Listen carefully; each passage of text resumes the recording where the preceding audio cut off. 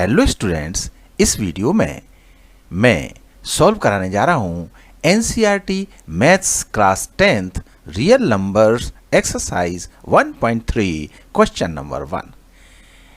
ये एक्सरसाइज 1.3 बहुत ही important exercise है। इसका हर एक क्वेश्चन इंपॉर्टेंट है क्योंकि इसमें से 4 मार्क्स का आता ही आता है। तो अगर आप इसका क्वेश्चन नंबर 1 अच्छे से समझ लेते हैं तो आप पूरी एक्सरसाइज बहुत ही अच्छे से कर पाएंगे, बहुत ही बेहतरीन तरीके से कर पाएंगे। तो पूरी वीडियो में हमारे साथ बने रहिएगा। मैं पूरी कोशिश करूंगा कि ये क्वेश्चन आपको इस तरह से समझ में आ जाए कि आप इसको कभी ना भूलें। तो चलिए करते हैं शुरुआत। Prove that √5 is irrational. हमें इसमें स्टेटमेंट को प्रूव करना है कि √5 इर्रेशनल है। ठीक है, तो इसको प्रूव करने के लिए हम इसको करेंगे प्रूफ बाय कॉन्ट्राडिक्शन।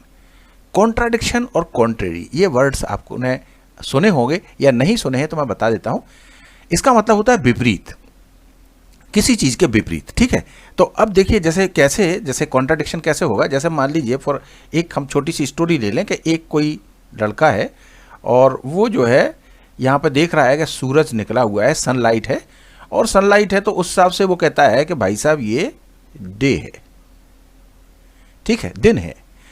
और यहाँ पे हम खड़े हुए हैं, ठीक है, और हम कहते हैं इसके कॉन्ट्रेरी टू दिस फैक्ट, ये फैक्ट है, डे है, ये फैक्ट है, और इसके कॉन्ट्रेरी में हम क्या कहते हैं कि नहीं ये डे नहीं नाइट है। क्या कहते हैं हम कि ये डे नहीं नाइट है। तो ये क्या कहेगा, ये कहेगा कि प्रूव करके बताइए कि ये नाइट है। तो हम कहां से प्रूव करेंगे, हम एज्यूम करके चलेंगे। हम एज्यूम क्या करेंगे कि ये नाइट है, और एज्यूम करके हम प्रूव करने के लिए कोशिश करेंगे, कोशिश करते जाएंगे, लेकिन एंड में क्या आएगा, लेकिन एंड में हम ये बात समझ जाएंगे कि हमारा एजम्पशन क्या था, रॉन्ग था।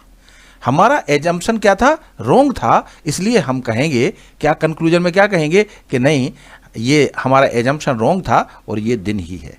ठीक है, तो इस तरीके से प्रूव करना है। ठीक है, तो ये इस कहानी से अब आपको काफी कुछ हेल्प मिलेगी।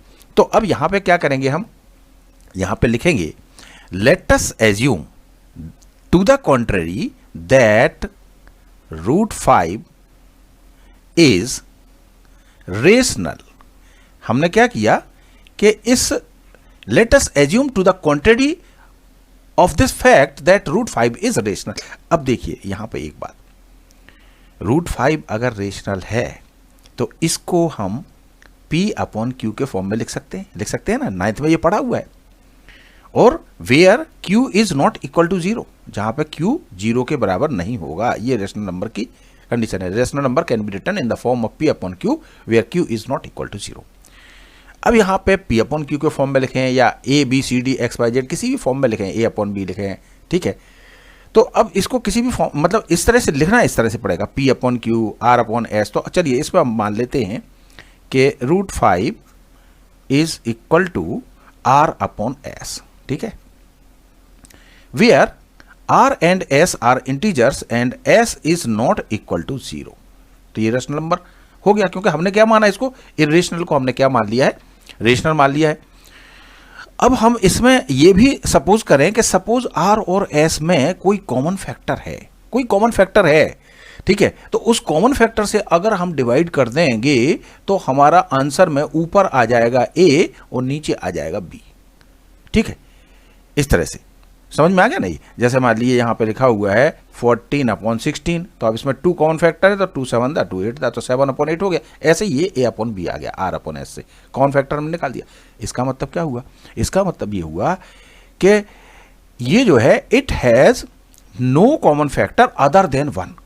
It has no common factor other than 1, और जब इसमें कोई कॉमन फैक्टर नहीं है अदर देन 1, इसका मतलब क्या हुआ कि ये क्या हो गए, ये हो गए को प्राइम नंबर्स। इनको नंबर्स को क्या बोलते हैं हम, को प्राइम नंबर्स बोलते हैं।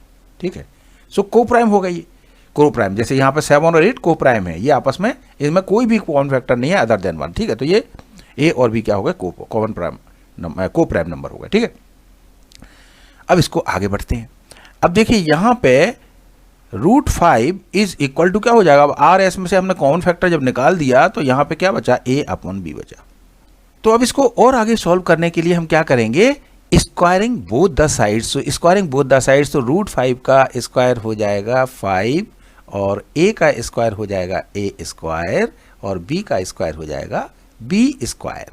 ठीक है, अब इसको क्रॉस मल्टीप्लाई कर लीजिए तो ये हो जाएगा 5 multiplied by b square is equal to a square. ठीक है, तो अब इसका मतलब क्या हुआ, इसका मतलब ये हो गया कि हम ये देख पा रहे हैं कि a स्क्वायर का एक फैक्टर 5b है, a स्क्वायर का एक फैक्टर 5b है। सो दैट मीन्स इसका मतलब क्या होता है, इसका मतलब ये होता है कि हम ये कह सकते हैं कि 5 divides a square.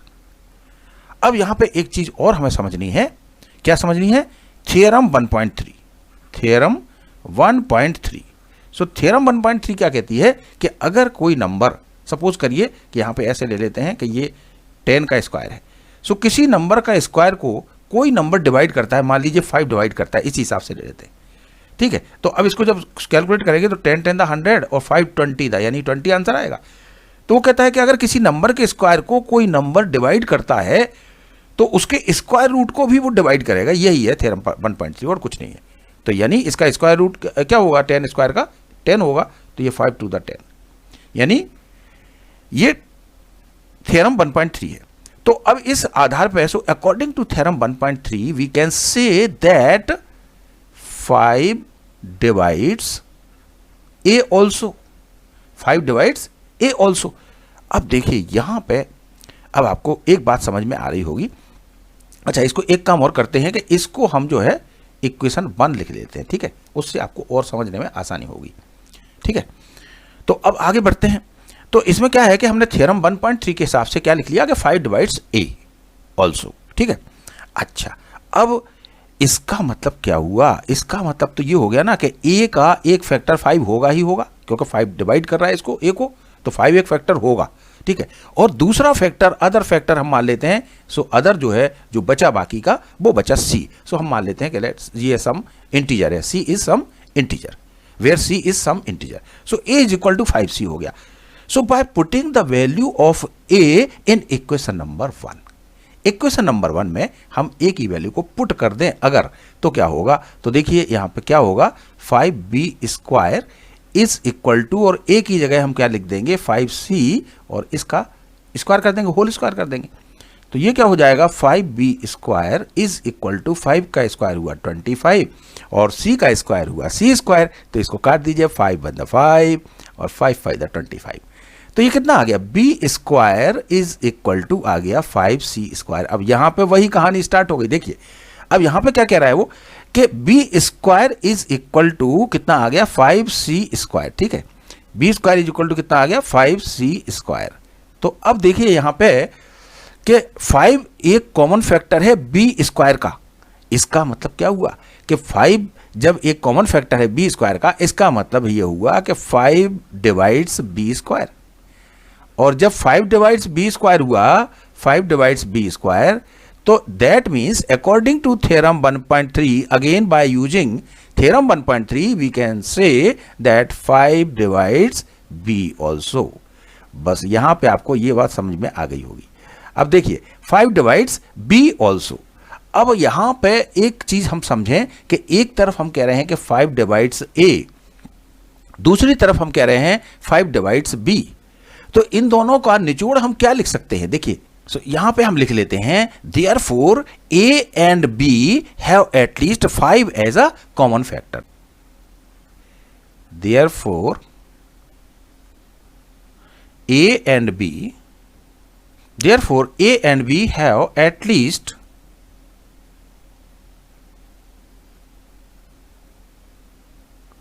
5 as a common factor। अब देखिए जब हम ये कह रहे हैं कि a भी माने 5 divides a and 5 divides b, इसका मतलब क्या हुआ कि 5 divides a and b both, दोनों ही हो गए, यही तो मतलब हो गया। Therefore a and b have at least 5 as a common factor. लेकिन हमने यहां पे क्या करा था, यहां पे हमने इसका कॉमन फैक्टर तो निकाल ही दिया था ना, यहां पे हमने कॉमन फैक्टर निकाल दिया था। तो उससे हमारा रिजल्ट क्या आया था, a अपॉन b आया था, जो कि a और b कॉमन को प्राइम नंबर्स थे, और को प्राइम नंबर का कोई भी कॉमन फैक्टर नहीं होता है अदर देन 1, यानी 1 के अलावा कोई भी कॉमन फैक्टर नहीं होता है। तो ये कॉन्ट्राडिक्शन हो गया। सो ये कॉन्ट्राडिक्शन हो गया। तो अब हम यहां पे लिख लेंगे, यहां पे लिखेंगे, क्या लिखेंगे? But this contradicts the fact that A and B have no common factor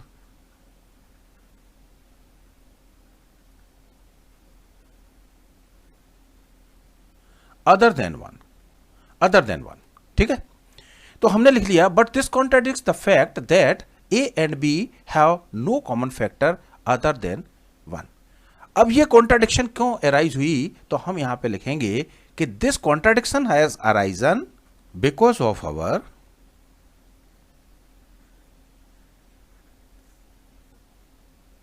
incorrect assumption that root 5 is rational। ये हमने इनकरेक्ट एजम्पशन क्या किया था? हमने एज्यूम क्या किया था कि रूट 5 रेशनल है। So this contradiction has arisen because of our incorrect assumption that root 5 is rational. So हम यहां पे क्या कंक्लूजन निकालेंगे? सो हम यहां पे लिखेंगे so we conclude that root 5 is irrational। Root 5 is irrational। बस यही हमारा आंसर हो जाएगा, कंप्लीट आंसर ये हो गया, ठीक है। तो इस तरह से हमने ये क्वेश्चन को किया और मुझे आशा है कि आपको पूरा समझ आ गया होगा, ठीक है। अब फिर भी अगर कोई लैंग्वेज में आपको याद नहीं रहा हो तो आप नोट कर सकते हैं वीडियो को पॉज करके, और यहाँ से भी आप नोट कर सकते हैं। यहाँ पे मैंने लिखा हुआ है ये इस तरह से, तो इसको भी आप नोट कर सकते हैं यहाँ से। इस तरह से ये पूरा क्वेश्चन यहाँ पे नोट डाउन कर सकते हैं, ठीक है। तो स्टूडेंट्स, ये वीडियो आपको कैसी लगी कमेंट बॉक्स में ज़रूर लिखें, और अगर ये अच्छी लगी है तो इसको लाइक करें, सब्सक्राइब करें और ज़्यादा से ज़्यादा लोगों के साथ शेयर करें। Thank you very much.